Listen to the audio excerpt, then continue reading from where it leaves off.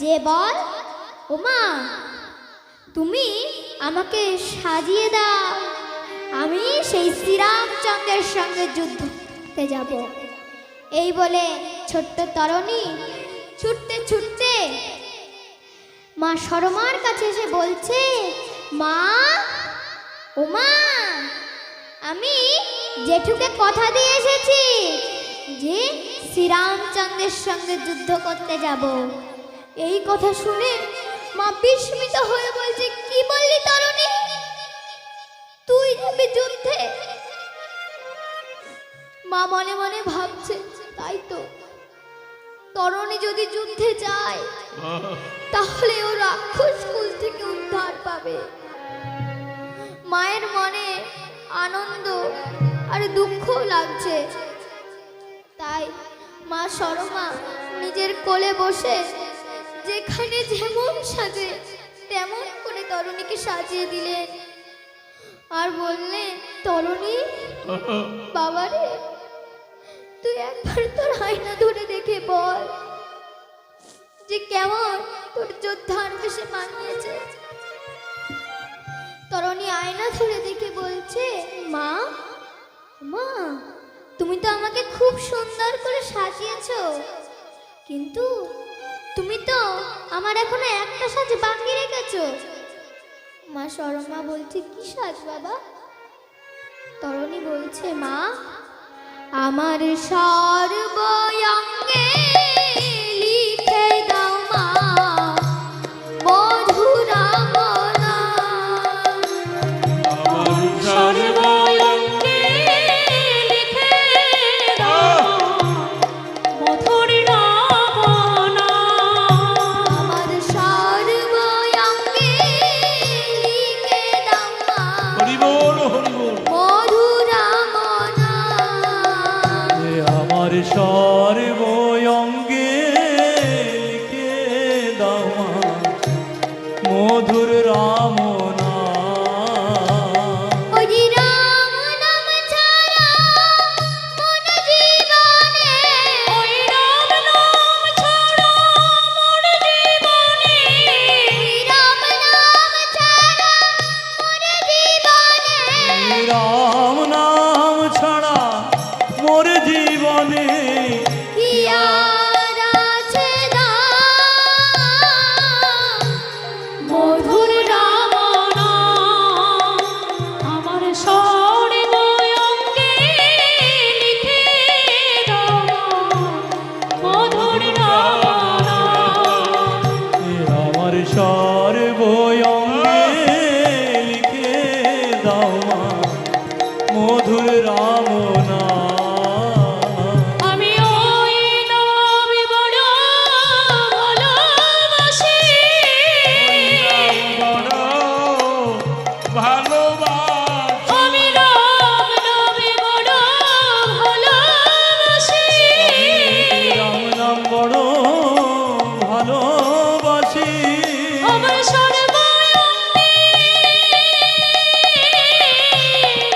দাও আমি রাম নাম বড়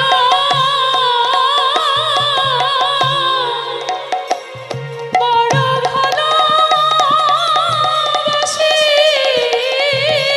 আমার সর্বঙ্গে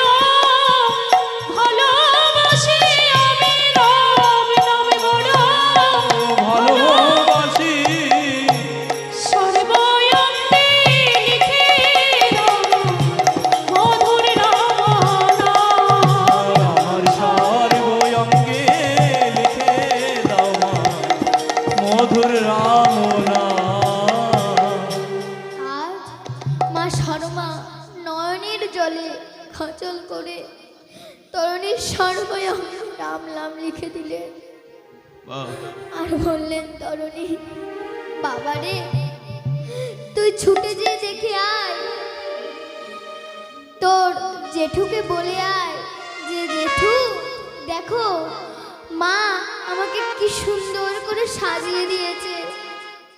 এই বলে ছোট্ট তরণী ছুটতে ছুটতে রাবণের কাছে এসে বলছে, ও জেঠু, জেঠু দেখো না আমার সাজ হয়েছে কিনা। তখন রাবণ বলছে, বাহ তরণী, তোর মা তো তোকে খুব সুন্দর করে সাজিয়ে দিয়েছে। রাবণ মনে মনে ভাবছে, তাই তো, আমি আগে জানতাম এহেন লঙ্কাপুরীতে শ্রীরামচন্দ্রের একজনই ভক্ত, সে হলো আমি।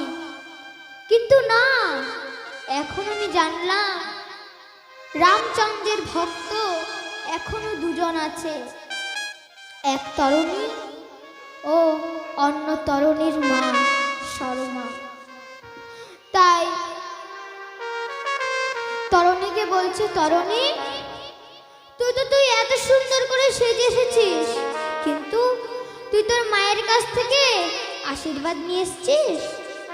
যা তুই এক্ষুনি ছুটে যা, যে বল, মা তুমি তো আমাকে সাজিয়ে দিলে, কিন্তু আমাকে তো তুমি আশীর্বাদ করলে না। এই বলে ছোট্ট তরণী আবার ছুটতে ছুটতে মায়ের কাছে এসে বলছে, ও মা, মা তুমি তো আমাকে খুব সুন্দর করে সাজিয়ে দিয়েছো, কিন্তু তুমি তো আমাকে আশীর্বাদ করলে না। এই কথা শুনে মা সরমা তরণীর পানে অবাক দৃষ্টিতে তাকিয়ে আছে। হরিবল হরিবল। তখন তরণী বলছে, ও মা, মা তুমি আমার দিকে এমন ভাবে তাকিয়ে আছো কেন? আমার যে যুদ্ধের সময় বয়ে যাচ্ছে, তুমি আমাকে আশীর্বাদ করো মা। ও মা, তুমি আমাকে আশীর্বাদ করো। এই কথা